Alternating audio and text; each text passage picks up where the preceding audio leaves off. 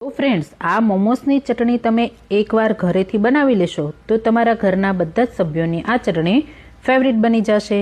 તો આ ચટણી બનાવવા માટે મેં અહીંયા એક બાઉલમાં ગરમ પાણી લઈ લીધું છે।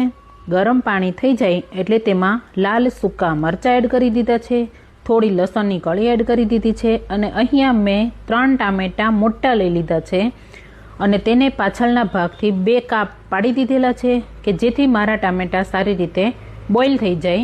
અને હવે તેને ધીમા ગેસે આપણે બોઇલ કરવા 5 મિનિટ માટે મૂકી દેવાનું છે અને તેને માથે ઢાંકી દેવાનું છે। ગેસની ફ્લેમ ફાસ્ટ રાખવાની નથી।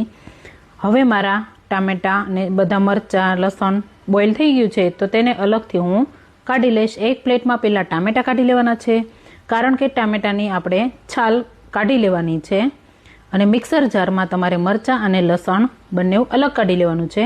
હવે આ ટામેટાની છાલ ઉતારીને તેને પણ મિક્સર જારમાં એડ કરી દેવાના છે। એડ કરીને અને સારી રીતે તેની પેસ્ટ બનાવી લેવાની છે। મિક્સર જારમાં પેસ્ટ બની જાય એટલે હવે તેનો આપણે વઘાર બનાવીશું। તો એક બાઉલમાં મેં અહીંયા થોડું તેલ લઈ લીધું છે અને તે બનાવેલી પેસ્ટ એડ કરી દીધેલી છે। બંનેને સારી રીતે સાંતળી લેવાનું છે। જો આ રીતે ગેસની ફ્લેમ થોડી ધીમી રાખવાની છે।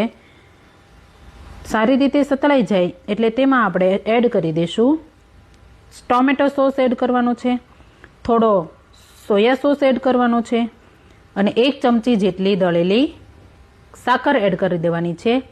તમે ખાંડ પણ એડ કરી શકો છો।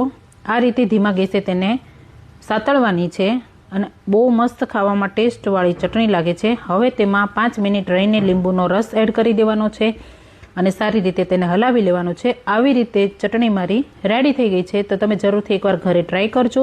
મારો વિડીયો સારો લાગ્યો હોય તો લાઈક કરો, શેર કરો અને કોમેન્ટ કરવાનું ભૂલતા નહીં। ચાલો ટેસ્ટ કરવા ચટણી।